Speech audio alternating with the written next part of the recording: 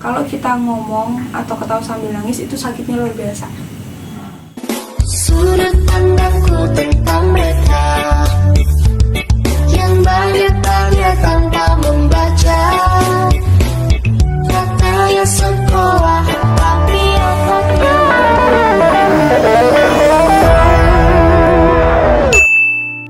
Luka-luka hilanglah luka, biar tentram yang berkuasa. Kau terlalu berharga untuk luka. Katakan pada dirimu semua baik-baik saja. Bisikanlah terima kasih pada diri sendiri. Hebat dia, terus menjagamu dan sayang. Assalamualaikum warahmatullahi wabarakatuh. Asik-asik. Woi. Tegut. Spontan.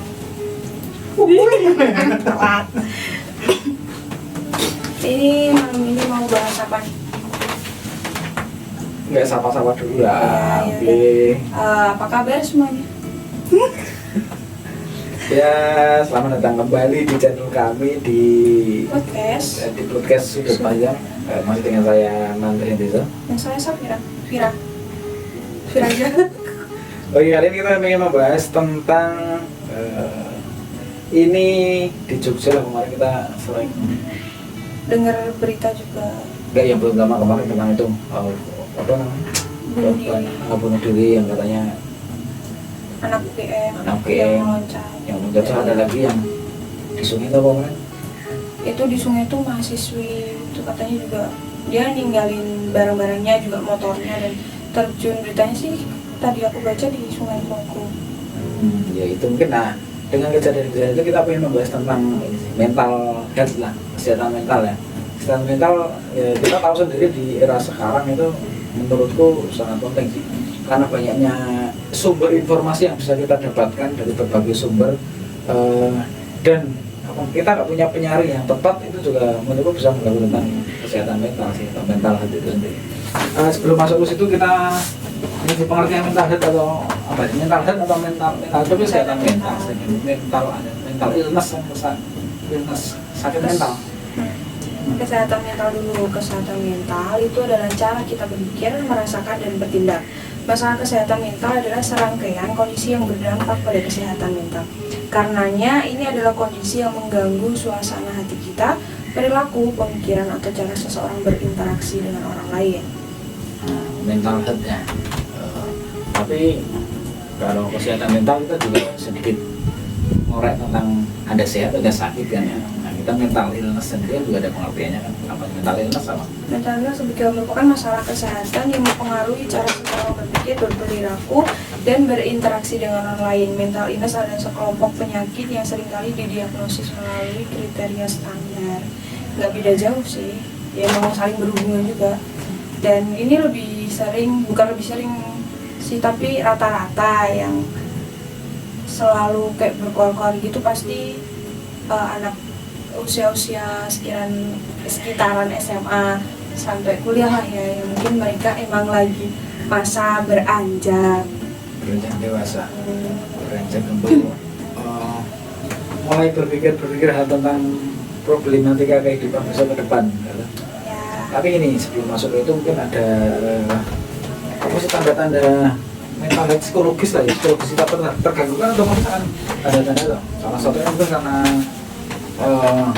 perubahan suasana hati, terus ada juga Ketakutan atau kegelisahan yang berlebihan. anxiety ya, anxiety, terus ada lagi masalah berpikir. Seperti itulah mungkin sulit konsentrasi seperti itu. Ternyata kita nggak sadar ternyata itu juga termasuk dalam tanda-tanda gangguan psikologis ya. Penarikan diri dari lingkungan juga berpengaruh, kayak terus menyendiri, terus ya ngerasa kayak nggak punya siapa-siapa. Itu kalau ada di ilmu keperawatan itu isolasi sosial kalau nggak salah itu, menarik diri dari lingkungan. Iya. Terus ada lagi ya, perubahan tidur dan nafsu makan ternyata juga masalah dalam psikis juga sih. Iya, tapi kan iya, nggak semua. Kadang kan ada orang yang kayak dia lagi galau, jadi makan nggak makan. Tapi ada juga orang yang kalau dia lagi galau dia malah makan. Dia, iya, dia ngelampiasin kesedihannya tuh lewat makan. Gitu. Terus ada orang juga yang kalau lagi sedih nggak bisa tidur, terus pagi baru tidur, atau ada yang kalau lagi sedih tuh tidur mulu gitu, ngabisinnya ke tidur. Mungkin tidur emang bisa ngelupain masalah kita, tapi setelah itu ya bakal keinget lagi. Iya kan memang masalah itu belum dilupakan, tapi dijalani, Dihadapi. nah dihadapi. Kita kerja gini lah. Kenapa sih di sosialmu atau sosial aku juga pasti banyak yang akan mengalami masalah-masalah dengan mental.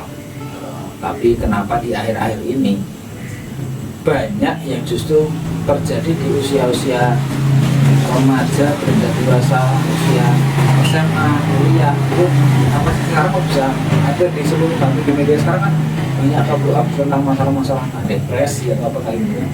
Aku penasaran tentang seperti apa sih yang dipikirannya atau mereka yang pikirkan atau apapun itu dari versi seumuranmu, mungkin teman-teman yang dari kamu melihat atau apa gitu. Mungkin dari apa ya, dari cerita teman-teman aku atau dari ya itu dari yang kelihatannya dari teman-teman aku, mungkin lebih ke tuntutan sih. Tuntutan dari Kadang kan mungkin dari lingkungan atau dari orang tua gitu loh. Jadinya mereka udah kayak apa ya, mikir tuh aku harus jadi gini, kalau enggak akhirnya bebannya jadi akhirnya depresi beban ya. buat diri sendiri. Jadi depresi. Terus dia belum ngelakuin, dia belum mencoba, tapi dia udah takut buat gagal duluan gitu loh. Terus kayak aku mau ini ya, tapi nanti kalau gagal gimana ya. Terus akhirnya overthinking, terus masa baru ngejalanin nih, tapi udah kayak itu masa depan aku, takutnya gini. Tapi dengan kasus-kasus kemarin yang kayak NGM itu kan juga, kalau aku lihat di foto-foto postingan banyak orang kan juga dia ceria terus yang nggak memperlihatkan bahwa dia sedang tidak baik-baik saja loh. Gitu. Maksudnya kan memang katanya orang depresi itu juga memang ketika di halayak ramai atau di halayak umum dia juga masih bisa hahi. Tapi ketika dia sedang sendiri atau sedang mengurung diri, itu yang mungkin bahaya di situ sih. Makanya mungkin kalau saranku sih, orang-orang yang seperti itu Harus lebih diperhatikan. tapi harus setuju sama kita, lebih aware juga dengan lingkungan sekitar sih. Minimal lingkungan sekitar kita, teman kita paling dekat yang dengan hanya bercerita aja mungkin bisa menenangkan. Karena emang orang kayak gitu tuh emang butuh didengerin, dan kadang banyak orang yang malah semisal dia cerita kita jadi adu nasib gitu. Sebenarnya orang-orang kayak gitu tuh cuma butuh didengerin, bukan ditentang apa ya, bukan ditentang kayak kamu mah gak seberapa, aku gini gitu. Udah didengerin aja kalau misalnya ada yang cerita gitu. Terus kalau yang tadi dibilang orang kayak gitu tuh di depan terus murung di belakang, itu emang ya mungkin ya dari teman-teman aku. Kayak aku ada teman yang kayaknya bahagia banget nih pas di depan kita pas bareng teman-teman, tapi kan kita nggak tahu di belakang dia kayak mana. Jadinya kayak mungkin dia bisa ngeluapin semuanya ke orang yang emang dia percaya gitu. Jadi pasti cerita tuh butuh rumah. Tapi kamu bilang tadi di depan hai, ternyata di belakang lebih hai, ya bisa. Iya bisa, tidak menutup kemungkinan. Cuman kan konteksnya beda.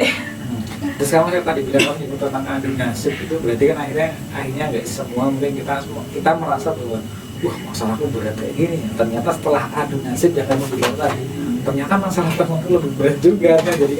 Jadi kadang kita merasa ternyata aku lebih bersyukur juga. Ini kan kayak gitu kan. Kadang kita merasa berat karena kita belum melihat ada yang lebih berat gitu. Cuman kan di situasi itu tuh situasi yang nggak tepat gitu loh kadang buat kalau misal kita emang mau cerita, kayak kita ngehubungin orang nih butuh cerita, butuh temen aja buat nemenin gitu, kayak ya udah dengerin aja gitu loh. Oke. Terus tanpa dijudge, kadang tuh orang kayak gitu pengen cerita apapun itu tanpa dijudge. Kadang kan ada orang yang kayak ya aku pengen mati aja gini. Terus Kadang kan terus ada orang yang bilang makanya deket sama Tuhan atau gini. Padahal kan nggak semuanya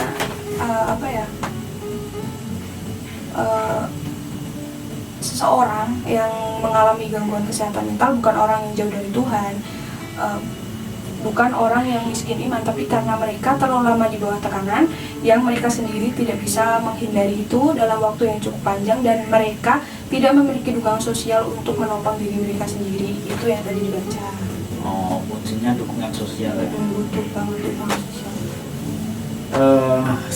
Contoh dukungan sosial salah satunya yang paling gampang, yang paling simpel kita mendengarkan adanya dukungan sosial. Lebih-lebih kita juga mendengarkan, memberi solusi, tapi nggak semua orang dia hanya pengen bercerita terus mau diberi solusi juga ya. Soalnya kayak kalau misalnya kita lagi kayak gitu tuh, solusi tuh nomor ke belakang menurut aku, nomor ke belakang. Jadi udah dengerin, semangatin. Tapi mau disemangatin 1000 orang pun kalau lagi capek ya capek. Kalau capek ya tidur. Tidur. Jalan keluar sih. Apa jalan keluar loh? Tidur. Tidur. Tapi kalau sulit tidur sampai ada yang pas semalam aku jaga malam, kemarin malam aku jaga malam ada anak, bukan membocorkan tentang identitas pasien ya, tapi tentang pengalamannya aja. Dia juga mengalami masalah depresi. Aku nggak sebutkan nama dan lain sebagainya, tapi tentang perjalanannya dia konsumsi obat hampir 1 tahun terakhir itu karena juga dia merasa setahun dulu kejadian awalnya itu merasa bahwa ada masalah di keluarga yang membuat dia berat pikirannya dan lain sebagainya, sampai akhirnya dia memutuskan untuk kontrol dan dia mengonsumsi obat rutin. Nah, kemarin lagi kumat terus periksa dan sampai akhirnya, tapi cuman salahku dia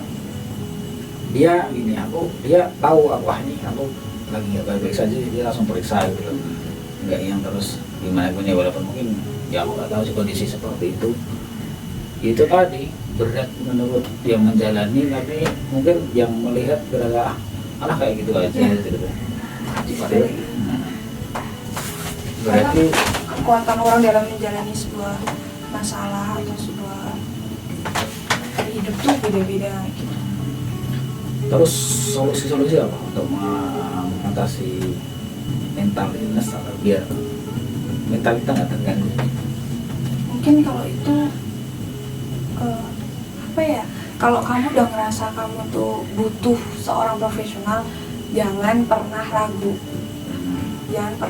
Kalau misal lingkungan kamu emang nggak membantu sama sekali, jangan ragu buat konsultasi ke yang lebih profesional atau ke ya emang ranahnya Psikolog lah ya. Psikolog, psikiater bisa. Tapi tahu nggak bedanya psikolog sama psikiater? Psikiater itu apa? Kesehatan. Psikolog lebih ke kemanusiaan, sosial. Gitu, tapi ada yang kalau psikiater itu bisa sampai ke resep memberikan obat. Sepertinya Lautra itu. Solusinya berarti minimal ya solusi bagi penderita itu dia harus tahu kemampuan dirinya, yang mungkin ketika dia udah gak mampu ya minimal pengen cerita aja, jangan dipendam.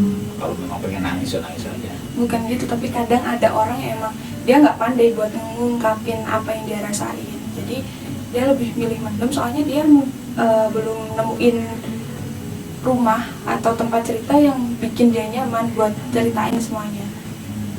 Berarti kalau kayak gitu dicoba untuk ke profesional. Soalnya kadang keluarga pun belum tentu, rumah pun belum tentu itu rumah gitu loh. Rumah pun belum tentu itu rumah. Apa tak kurang mungkin? Ya mesti itu rumah, tapi belum tentu itu bisa buat kita pulang, kita cerita gitu.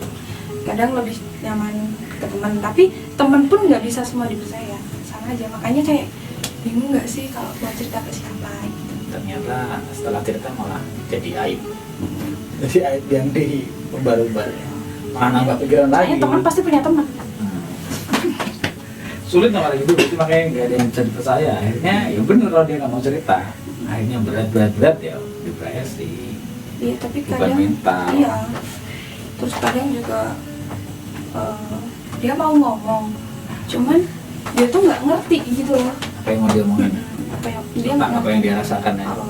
Tapi itu tuh rasanya dari teman-teman aku juga sih, kayak banyak dia sebenarnya mau ngomong, cuman dia nggak bisa ngungkapin itu, makanya dia jadi nangis gitu. Karena dia sulit buat, kadang kan ada orang yang bilang kalau kita ngomong atau ketawa sambil nangis itu sakitnya luar biasa. Oke lah, dikit aja nggak usah panjang-panjang. Semoga teman-teman yang di luar, terutama kita dulu lah, semoga kita Teman-teman terdekat semoga kita teman-teman terdekat kita juga dan semuanya penonton juga terjauh dari mental illness lah, sakit mental, walaupun akan banyak cobaan yang akan kita lalui, tapi yakinkan pada diri sendiri bahwa kalian kalau mampu, kalian baru bisa ngejalanin. Kalau butuh sekiranya cerita ya cerita pada orang yang menurut kalian bisa diajak diajakin cerita. atau bisa juga langsung ke profesional ya, seperti psikolog dan psikiater. Jangan ragu lah. Oke, closing untuk episode kita kali ini apa?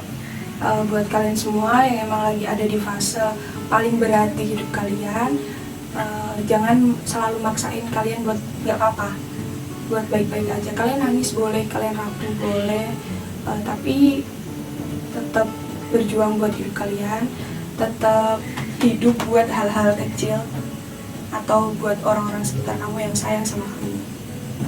Kalau dari aku sih closingnya mulai aware dengan lingkungan sekitar, minimal kalau ada teman atau siapapun itu yang mau bercerita, tolong dengarkan lah. Misal kalian nggak punya solusi, nggak usah, minimal didengarkan.